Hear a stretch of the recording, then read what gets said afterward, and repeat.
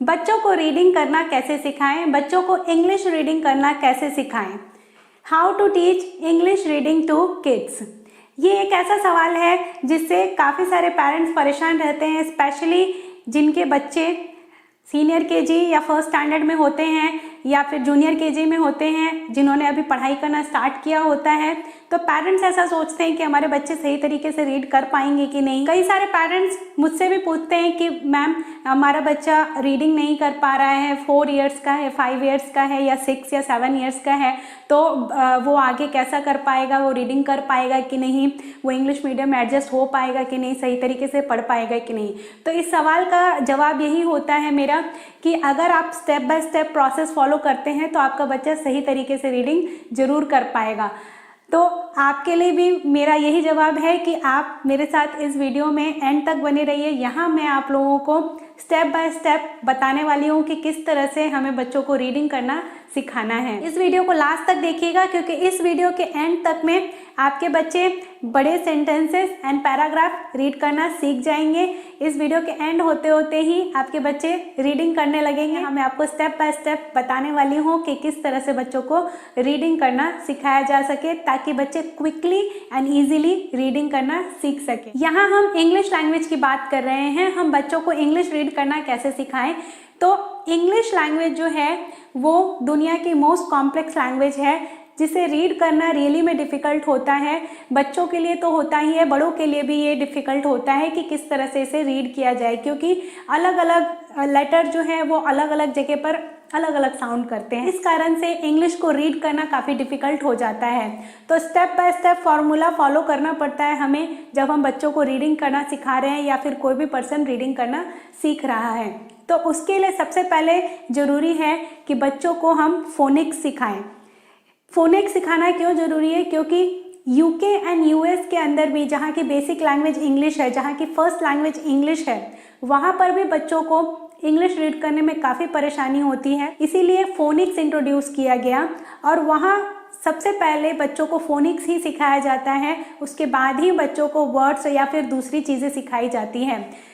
क्योंकि फोनिक्स जो है वो एक स्टेप बाय स्टेप प्रोसेस है जिसके अंदर बच्चे इजीली रीड करना सीख सकते हैं, इंग्लिश लैंग्वेज को रीड करना सीख सकते हैं। आप कह सकते हैं कि फोनिक्स जो है वो इंग्लिश का मैथ है, अगर उसको सही तरीके से पढ़ लिया जाता है तो बच्चे रीडिंग करना बहुत ही इजीली सीख जाते हैं। फोनिक्स के लिए मेरे चैनल पे ऑलरेडी कई सारे वीडियो अवेलेबल हैं, तो उसकी लिंक मैं डिस्क्रिप्शन बॉक्स में डाल दूंगी। आप वो सीख सकते हैं कि किस तरह से बच्चों को फोनिक्स सिखाना है, किस तरह से बच्चों को लेटर के साउंड सिखाने हैं ताकि बच्चे रीडिंग इजीली कर सकें। सो आइए हम देखते हैं कि बच्चों को स्टेप बाय स्टेप फॉर्मूला से किस तरह से रीडिंग करना सिखाया जा सकता है। सो फर्स्ट स्टेप है साउंड सिखाना। बच्चों को इंग्लिश के लेटर्स के साउंड सिखाना बहुत ही ज़्यादा ज़रूरी हो जाता है और उसके लिए ऑलरेडी मैंने पहले भी वीडियो बनाया है, वो वीडियो आप देख सकते हैं, लिंक मैं डिस्क्रिप्शन बॉक्स में डाल दूंगी। फिर 2 लेटर वर्ड्स बच्चों को सिखाना है, देन 3 लेटर वर्ड्स, देन कुछ साइट वर्ड्स सिखाने हैं, then short sentences, then long sentences and then paragraph. आप ऐसा सोच रहे होंगे कि ये करते करते काफ़ी ज़्यादा समय लगेगा, बट ऐसा नहीं है। सिर्फ इस वीडियो के अंदर 10 मिनट्स के अंदर मैं आपको ये सारे के सारे स्टेप्स दिखाऊंगी और आपके बच्चे, कोई भी बच्चा 10 मिनट के अंदर ये सारा कुछ फॉलो करके रीडिंग करना सीख सकता है, अप टू पैराग्राफ तक वो रीड कर सकता है। इसका डेमो मैं अभी आपको दिखाने वाली हूँ कि किस तरह से बच्चे सिर्फ 15 to 20 वर्ड्स लर्न करके सेंटेंसेस एंड पैराग्राफ्स बहुत ही इजीली एक ही दिन में रीड करना सीख सकते हैं। सबसे पहला स्टेप है साउंड्स मैं अभी आप लोगों को नहीं बता रही हूँ क्योंकि अगर वो भी मैं इस वीडियो में इंक्लूड करती हूँ तो ये वीडियो काफ़ी लंबा हो जाएगा। सो साउंड्स मैं आप लोगों को यहाँ नहीं बता रही हूँ, उसके लिए जो मेरा दूसरा वीडियो है वो आप देख लीजिएगा ताकि आप उस साउंड्स के बारे में भी इजीली सीख सकें। यहाँ हम 2 लेटर वर्ड से स्टार्ट कर रहे हैं। जो भी साउंड्स हमने बच्चों को सिखाया है उसी साउंड के बेसिस पे मैंने वर्ड्स लिए हैं। सो इस तरह से हमें वर्ड्स बच्चों को पढ़ करके बताना है। ये बेसिकली शॉर्ट वॉवेल ए के वर्ड्स हैं। तो सबसे पहले हम बच्चों को 2 लेटर वर्ड्स सिखाएंगे। एट, यहाँ एक साथ बच्चों को एट पढ़ के नहीं बोलना है या एम पढ़ के नहीं बोलना है, उन्हें हमें स्टेप बाय स्टेप साउंड से पढ़ के सिखाना है पढ़ना, ताकि आगे उनके लिए रीडिंग ईजी हो। ठीक है, तो एट, am, an, as। यहाँ पर s का साउंड z है। मैंने पहले भी बताया था कि s का दो साउंड होता है, एक s और एक z। तो यहाँ पर s का साउंड z है। ये at के बेसिस पे हम थोड़े और वर्ड्स बच्चों को सिखाएंगे। कैट, हमें इस तरह से कैट नहीं बोलना है, तोड़ करके बच्चों को सिखाना है, अलग अलग करके सिखाना है, सिंगल साउंड, सेपरेट साउंड्स बच्चों को सिखाने हैं और उसी बेसिस पे हमें रीडिंग सिखानी है ताकि बच्चे इजीली आगे भी 4 लेटर 5 लेटर वर्ड्स जो हैं वो इजीली रीड कर पाएं। Cat, bat, fat, sat, rat, mat, hat। ये जो साउंड है ये शॉर्ट साउंड है ए का, इसे हमें याद रखना है। ये ए नहीं है या फिर ए नहीं है, ये ए साउंड है, ठीक है। कई जगह पर ए लॉन्ग बोला जाता है जिसके कारण बच्चे कंफ्यूज हो जाते हैं।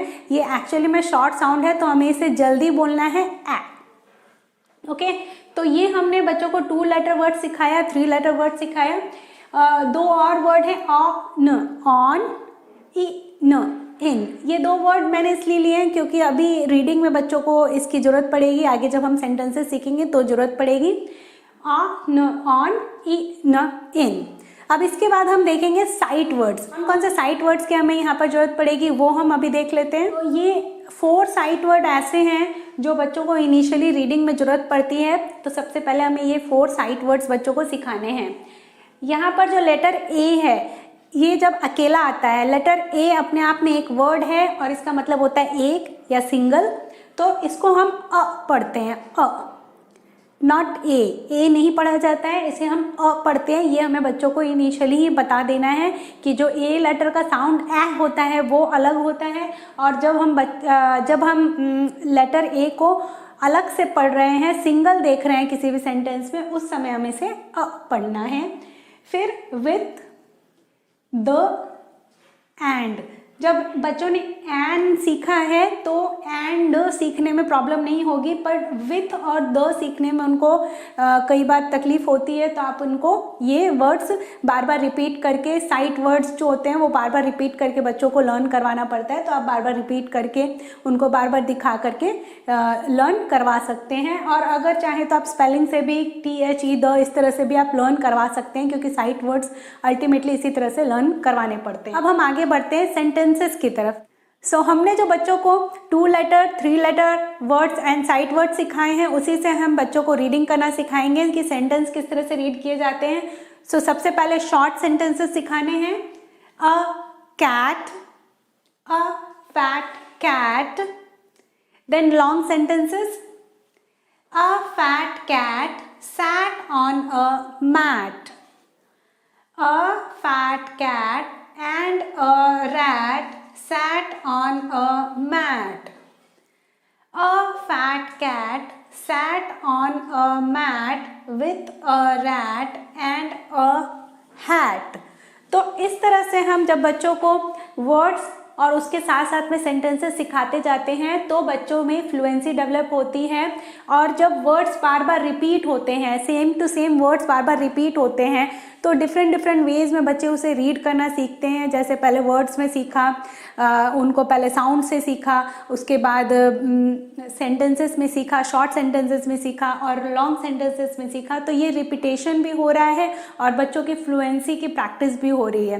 तो लॉन्ग सेंटेंसेस बच्चे रीड करें, ये बहुत ज़्यादा ज़रूरी है।